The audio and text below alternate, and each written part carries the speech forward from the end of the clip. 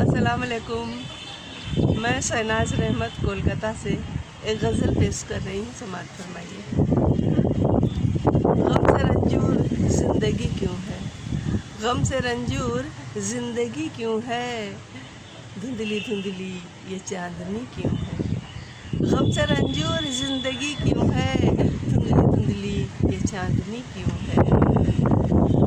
हर खुशी क्यों है सहमी सहमी सी, हर खुशी क्यों है सहमी सहमी सी, रोशनी में भी तीरगी क्यों है।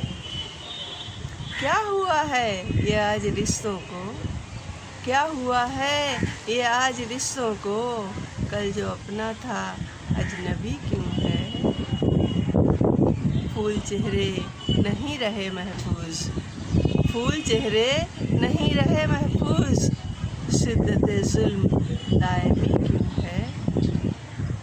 जानती हूँ नहीं वो किस्मत में, जानती हूँ नहीं वो किस्मत में, फिर भी आँखों में ये नमी क्यों है।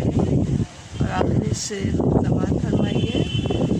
यूँ तो दुनिया में रौनकें हैं बहुत, यूँ तो दुनिया में रौनकें हैं बहुत, फिर परेशान आदमी क्यों है। प्यार उल्फत खुलूस भी शहनाज, प्यार उल्फत खुलूस भी शहनाज, बन गया सबकी दिल लगी क्यों है।